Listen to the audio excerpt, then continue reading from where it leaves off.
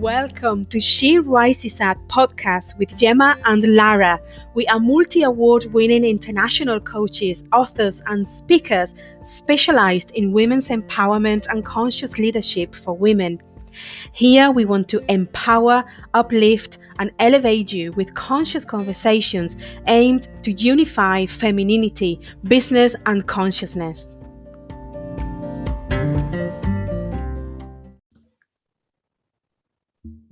Welcome, ladies, to episode 21 of She Who Rises Up podcast. And this week, this podcast and the following podcast, we're going to be shifting and doing things slightly different.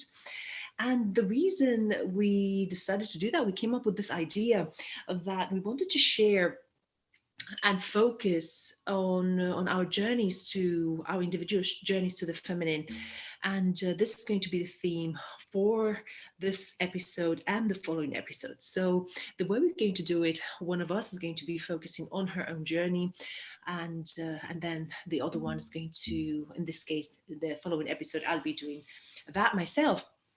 So before we get started, Gemma, how are you? Hello, Lara. Hello, everybody. I'm great. Really looking forward to this, and also to interview you next week so that we can both share our experience with the feminine. So yeah, great. Let's do it. So how did it started for you? I loved the post that you shared this week when you said the road or the path to the feminine started when I knew there was a path to the feminine, and that's exactly that's when you get conscious about it. But I think my journey to the feminine started since the day I was born. It's something that I believe we came here to do in these special times that we have been living for many years, for I don't know, centuries, millennia, I don't know how long. We have created a society where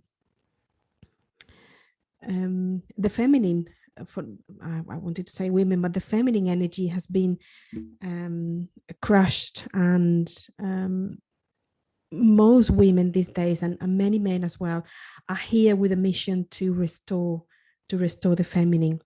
My teacher, Isis Livingstone, she lived with that mission, and she empowered women by opening the heart to the beauty of the feminine energy. And after years of studying with her, of being with her, I came to realize that this is not only a job or a work for women, but for the whole society to do. Is the realization that the feminine energy is within us all, and is nothing but restoring the values of the heart, of the feminine, of leading with compassion and living from love and from the heart. So I think all my life I have, answering to your question, I have worked towards being that, embodying the feminine energy once again fully, and remembering who we are, so that I can be that for other women and awaken that in the collective consciousness and imprint it in the new matrix for the new world that we are all building together. So yeah, I think that's been one of the life missions of many of us as women, mainly, to rekindle that feminine energy within ourselves. So at what point did you decide that, hey, wait a minute, what's going on here? And also, so this is the first question. Second question that's coming to mind is that how has been your, because I know that you had a corporate background in the past, so what was your also upbringing? So many questions are actually coming, so you want to engage with.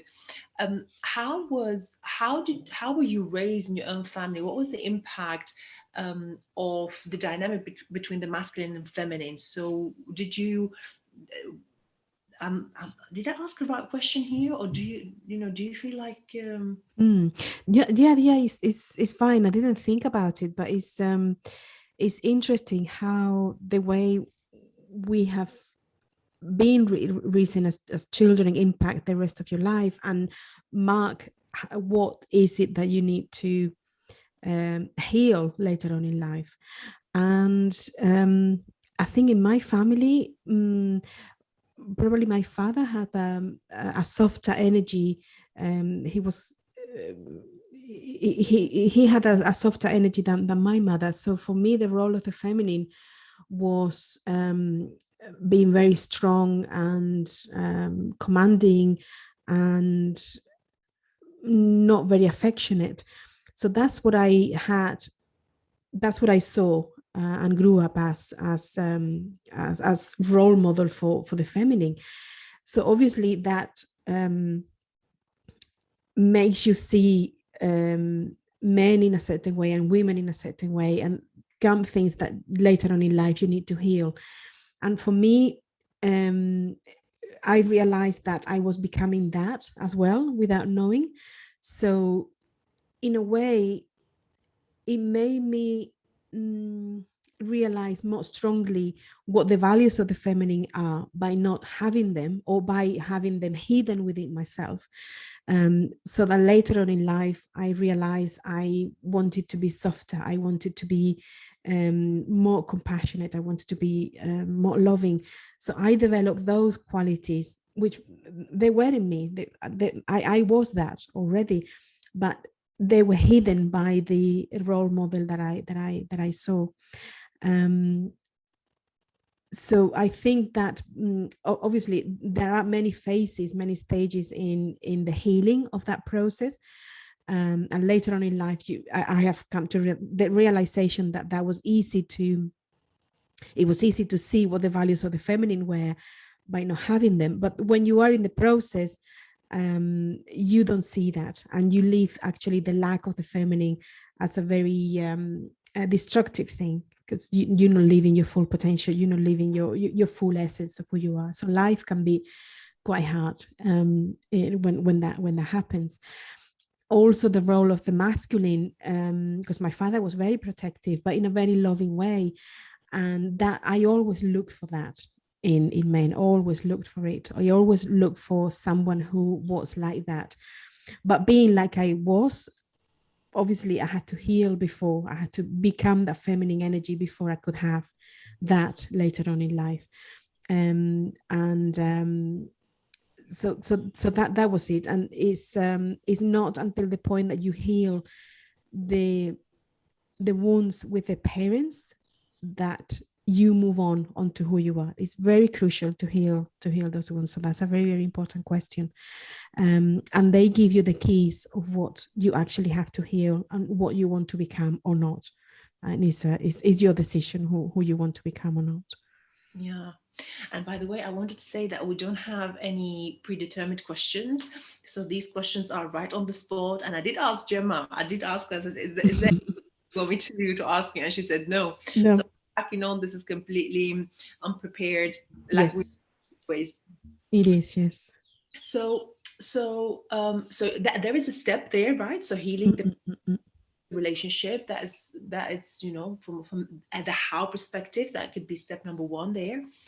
Now also I wanted to dive into your corporate life, because I know that so many of the women that are listening to us are professional women, and we know that the world, the workplace, and the world actually is heavily masculine energy driven, and the workplaces are the same, where women had to adapt and adopt the masculine way in order for them to, and I'm going to say quote unquote, succeed according to the masculine notions of what success is, right?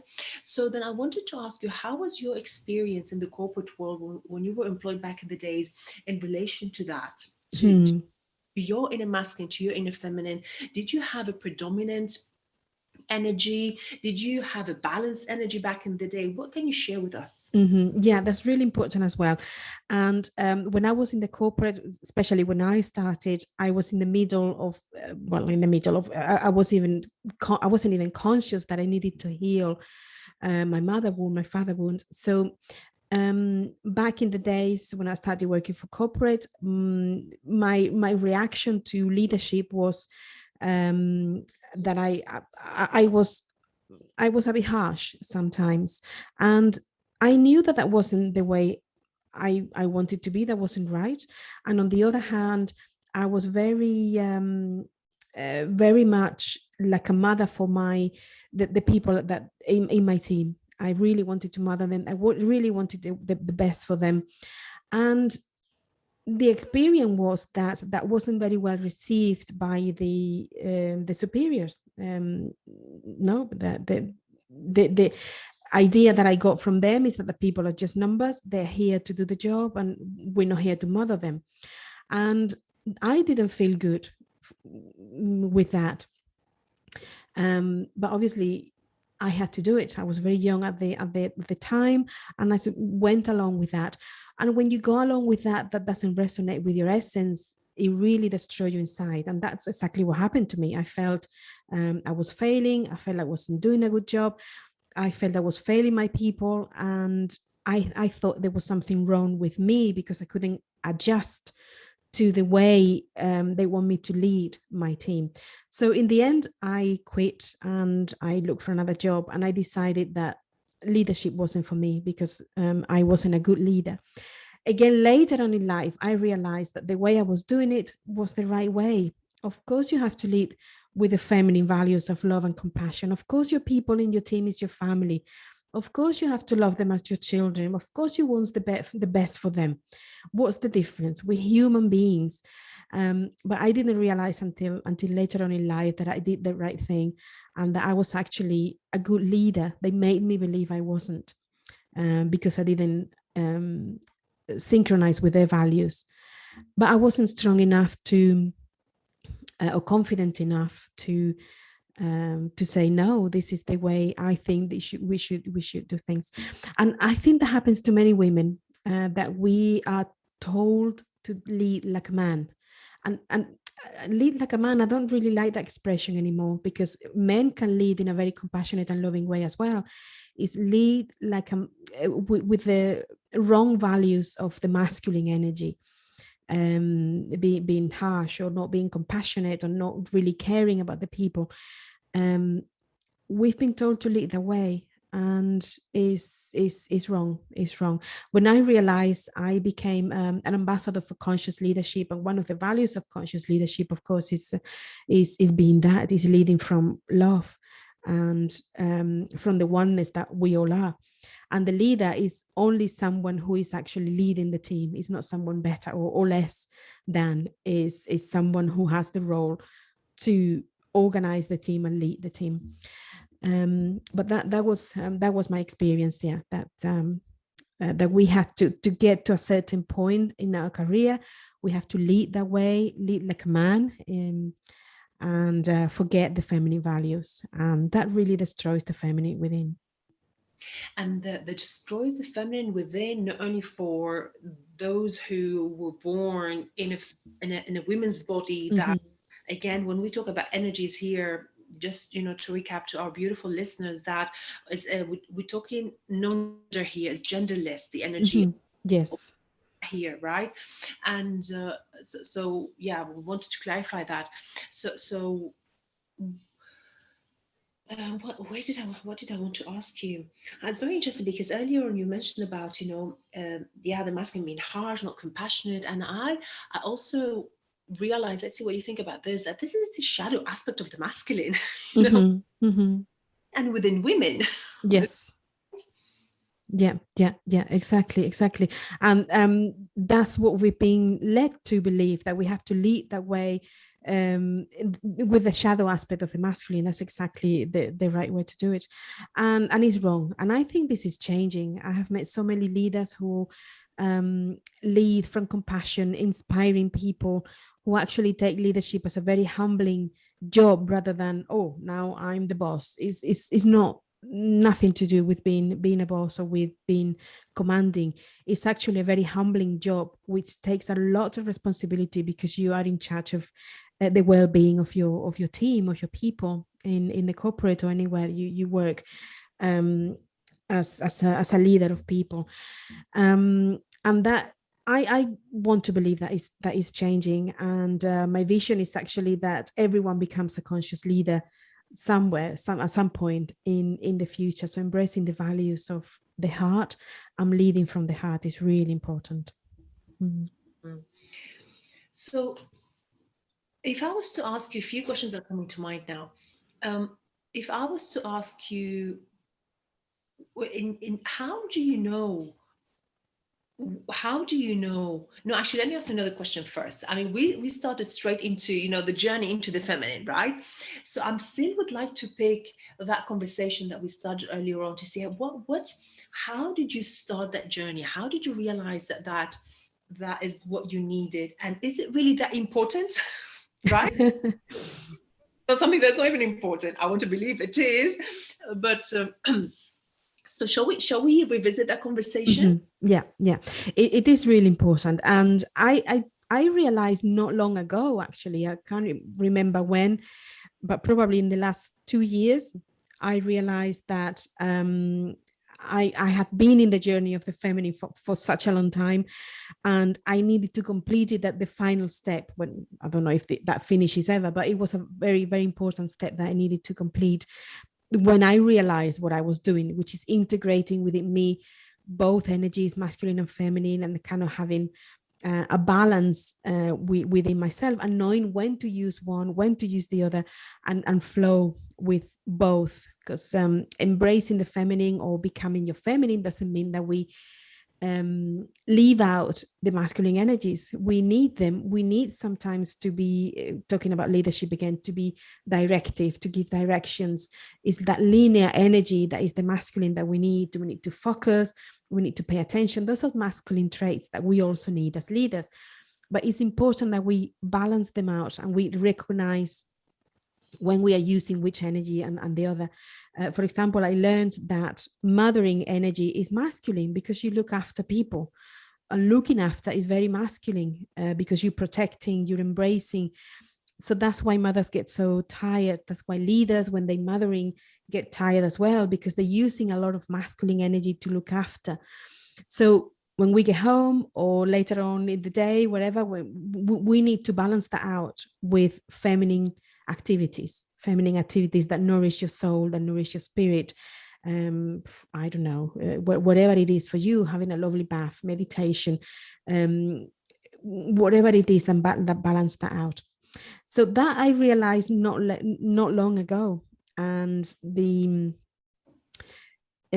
key person that actually kind of brought to my attention the difference between the feminine and the masculine was my teacher that I mentioned earlier.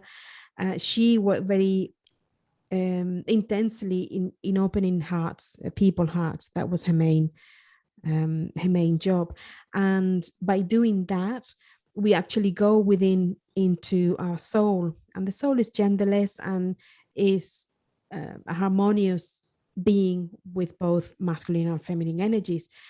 And bringing that into your awareness, into your daily life is very important. Then I think it was probably last year. Yeah, it was only last year when I had let's call it an awakening, one of those moments that you awake to something new, that I realized that there was a step I needed to do to finally bring balance within myself of the masculine and feminine. And that was to forgive every single man that I have ever met. So I spent the whole day practicing forgiveness, remembering everyone who I've met, and actually doing the Ho'oponopono and forgiving that. Of course, I was forgiving the masculine within myself as well. And a very important message came to me that men have been as victims of this situation against the feminine as we have. We have the tendency of forgetting about the men or blaming the men for what's happening. And they've also been victims. They've also been victims because, like Lara said earlier, the feminine energy is not exclusive of women. We both have it. So by forcing men to not being emotional, by not crying, but being the providers, by being, I don't know, going into wars and forgetting the values of the heart as well for them, we have forced them into a role that is not theirs. The role of the masculine, the divine masculine, is protective, and that protection comes from love, from love towards the feminine, that protectiveness, that being the energy that allows the feminine to flow within the container that the masculine provides. That is so important, not only in a relationship, in a couple, within yourself, within your own energy, and of course in the world. So both energies need to work hand in hand. So forgiving the masculine is really important, so that they also take the role that they are born to be, this protective energy, this protective force that creates this container for the feminine to flow and create together.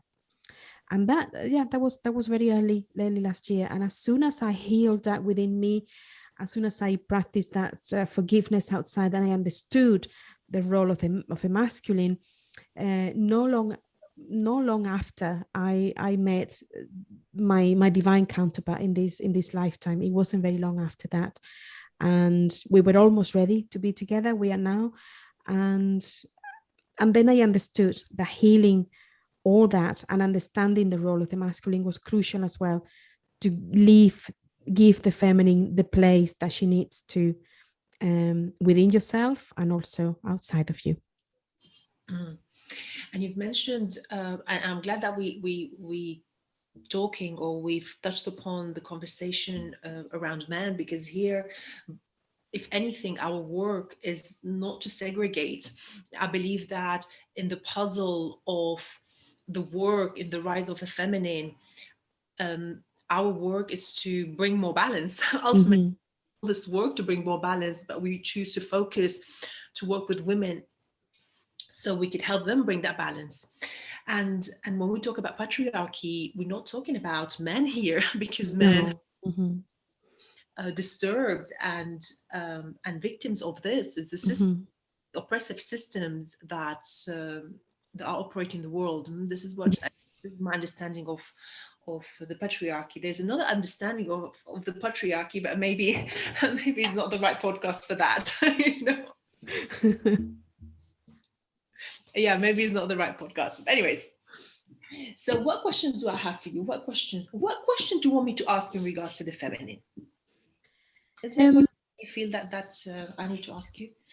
Maybe what are the values of the feminine and the masculine? What differences are there between the two energies, and why we have to separate them?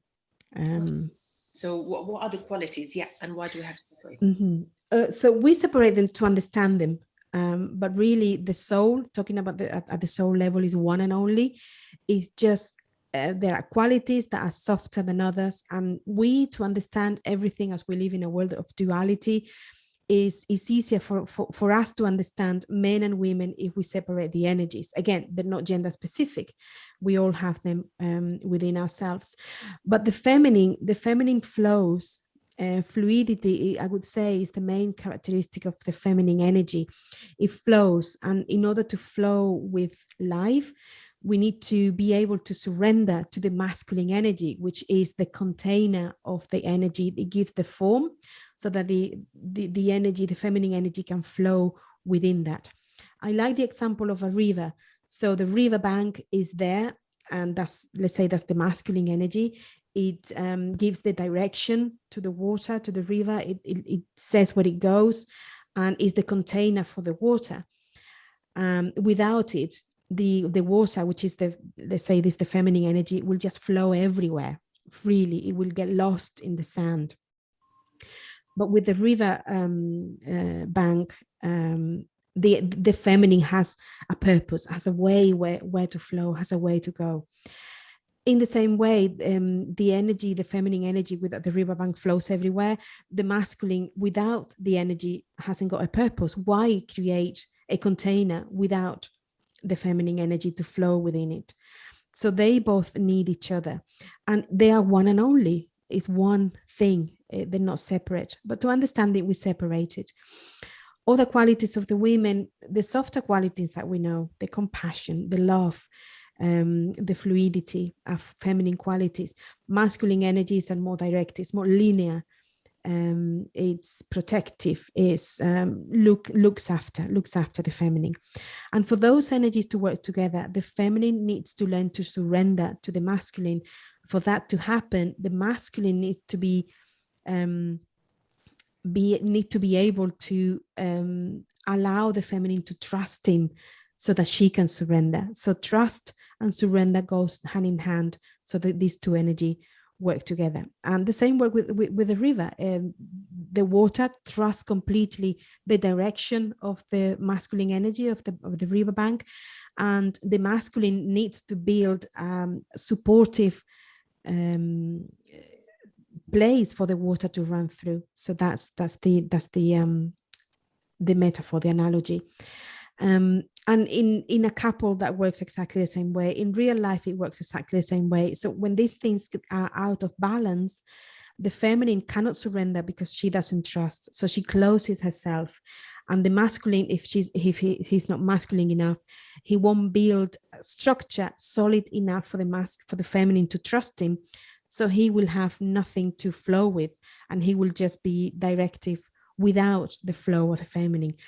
So that's why it's so important. But again, the two energies that work together as one, we separate them so that we can understand them better. And as women, we tend to obviously be more feminine, and we need to integrate the masculine.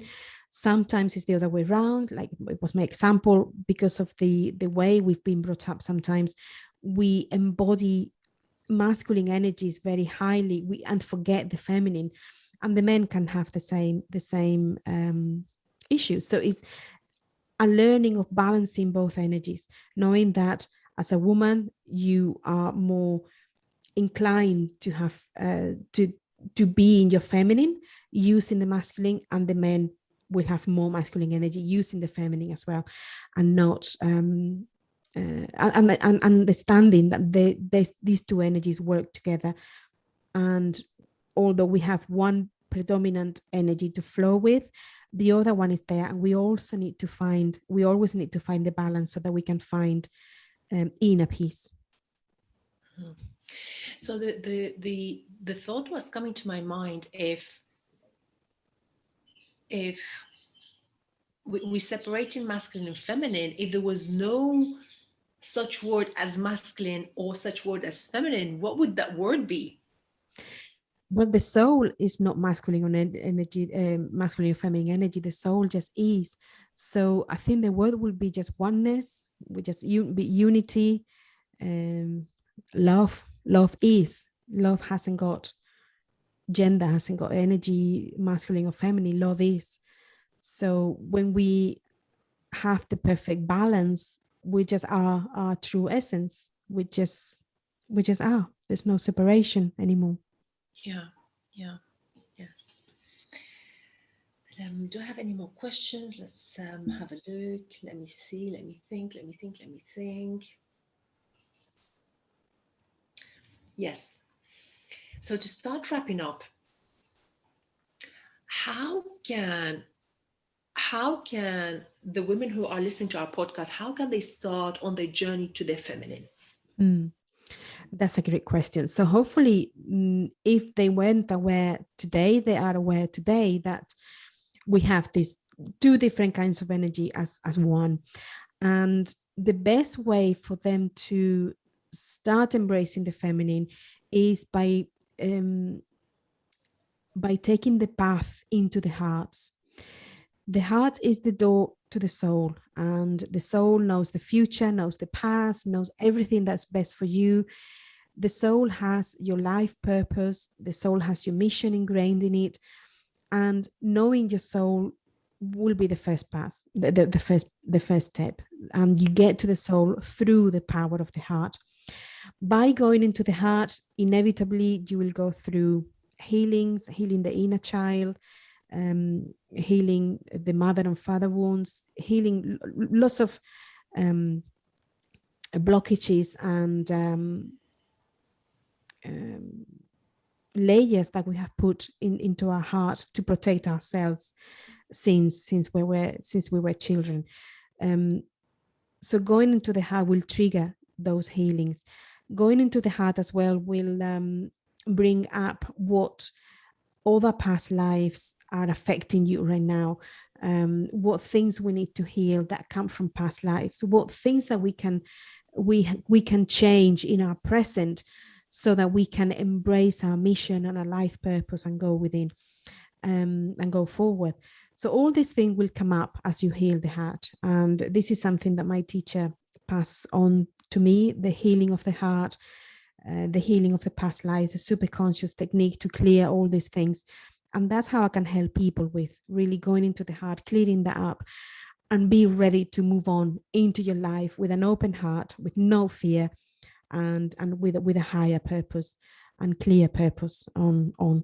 And obviously that works for both men and women, but as we mostly work for women, that's especially for them. And mainly women are more ready to do that than men are. And as we heal, they heal. So it doesn't matter. We can do the healing for them. As we heal, they heal. And the more women embrace the feminine energy, the more men will embrace the masculine. So let's do the job. Let's do the work for them. That's what we came here to do as priestesses. Oh my God, I fucking got goosebumps now. Oh my God, let me take a moment. Oh, okay. Wow, because with the feminist movement, I have an issue with the word feminism. Mm-hmm. I'm considering myself back in the days. I'm a feminist. That's a given. That's a given, right? We don't even have to discuss these things. Of course, equality is. I mean, that's a given. Having said that, there is a lot of energy. Let's see what you think about this. Mm-hmm. There's energy that that is driven behind the feminist movement. Even the word feminism is charged. Mm-hmm. What do you think is it charged with? And the reason that I reacted to your comment in such a beautiful way is because it almost goes against feminism. Yeah. Feminism, right? Mm-hmm. That they I remember that I've met so many women that they'd say, I would like to tap into my feminine, but I was raised by a mother who told me, literally, she was part of the feminist movement, where literally women were they were burning their bras, and they were given all these ideas and suggestions that you got to be better than men, and you don't need a man in your life, anything like that. So of course, listening to what you said now, it's like, wow. Yeah. I think, well, first of all, I am sure that those movements did great things for women. And of course, we had rights and things moved on because of that. But I think, unfortunately, and I don't really know the history that well, but the little I know, I become aware that at some point, the movement, the feminism, got manipulated and is being used to separate men and women. I mean, there's nothing more beautiful, and this is not mine. Someone told me, I can't remember who that was, but there's nothing more beautiful than being in a loving relationship with a man and a woman who are fully awakened and knowing their roles and both having balanced energies within them. There's nothing more beautiful. It's a family. It's what we came here to do. Not everyone, obviously, but humans have that innate desire to love and be loved, to share their life with someone. Women have the innate I don't know if to call it desire or call to surrender is what we do, and men are there to protect is what we do. And that doesn't mean they are better than or we are less than. Is what we are. When we do these things, we are responding to our energy, to the callings of the soul. So the way we've been manipulated to believe otherwise is because the people who rule the world, the few who does that, they use separation to keep us under control, and they use separation in everything. Religions, I mean, all religions are more or less the same. The people looking for God, but they name the religions with different names. They put rules, and then my religion is better than yours, and then I kill you for it, and that's separation. The same in countries. I mean, the land. I'm in Spain right now. What difference is there between Spain and France next door, or Portugal next door? Nothing. It's just a border, and the border is not even visible. We have built it to separate. So religion, politics, they use football, they use everything to separate. And there's always two, black and white, red and blue, men and women. There's always two. It can be more, but having two, that's enough. And as long as we separate it, we focus on that separation, and we don't focus on the fact that we are all one and coming from the same source. And the more we separate, the more we focus on one of the sides of the separation and neglect the other. And it's easier then to control people. It's much easier to control people when they separate it. Then within one group, let's say men and women are one group, but women themselves are separated. How many women, how many times I have seen women not supporting each other? So within women, we separated as well within other groups.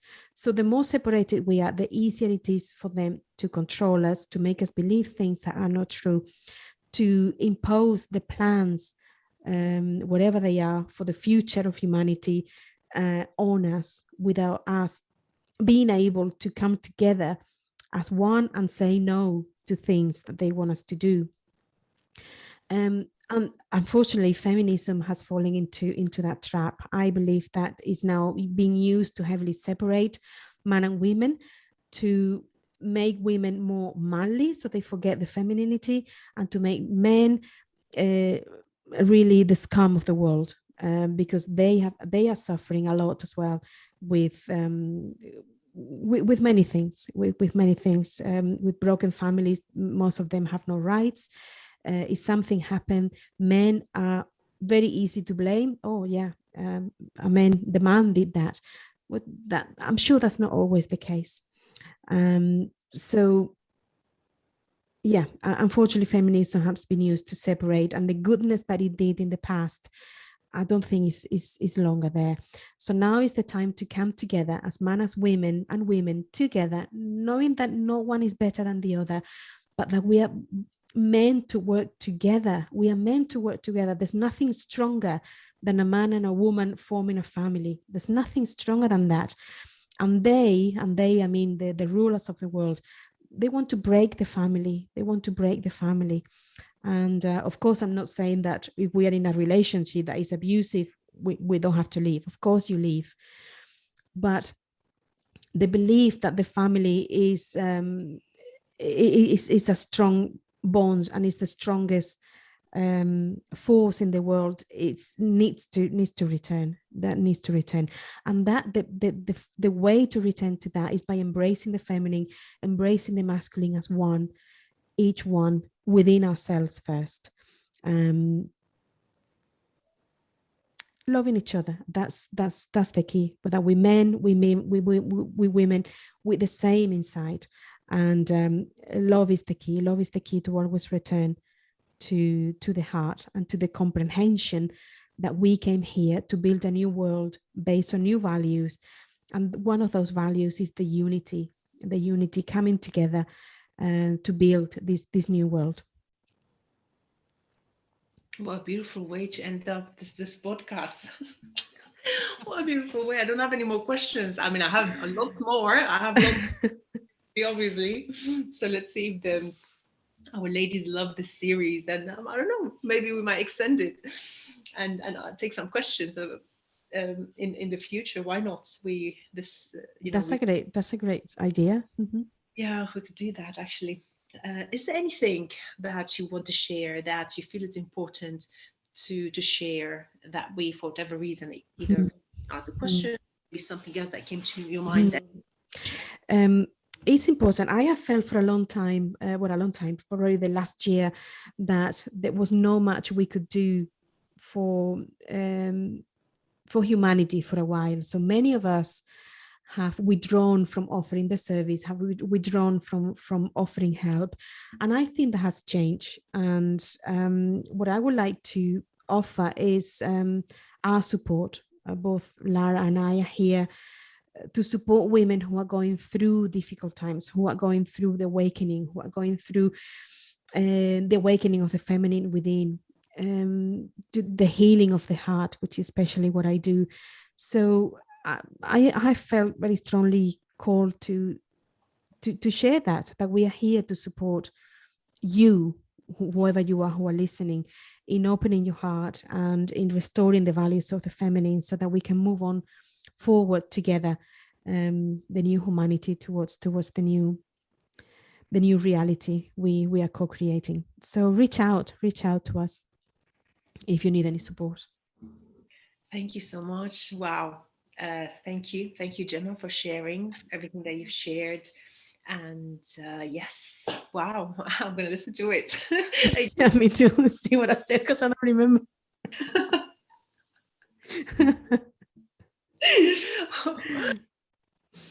Absolutely. Thank you, ladies, for being with us, and we hope you loved it. Please absolutely leave a review, share this podcast with the women in your life, with the men in your life as well, and especially if you resonate with this message and with your feedback.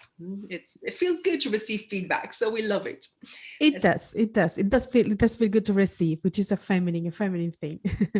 And it was a great idea to share with the men as well, because obviously the podcast is for women, but because we've mentioned certain things that it might help the men in your life to hear, actually, and to know that you share those ideas, those values too. So yeah, share with them as well. And this is at least not my speciality, but it would be so interesting to also maybe discuss at some point, or to reflect, or to download, or to look into how men can they tap into their feminine. So that would be, I don't know if somebody's doing that work already. I don't know. Or I don't know if we can tap into it not being in their masculine body, right? Mm-hmm. But it would be very interesting to know that. Okay, ladies, so this is it for today. Speak to you very soon. Bye-bye. Thank you so much. Bye-bye.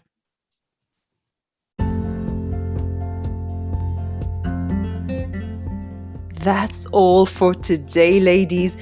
Thank you so much for joining our conversation, and we truly hope you loved it. If you haven't yet, please do subscribe to our podcast and also share it with other fabulous ladies so they could benefit from it too. If you want to get in touch, you could find us on all major social media platforms.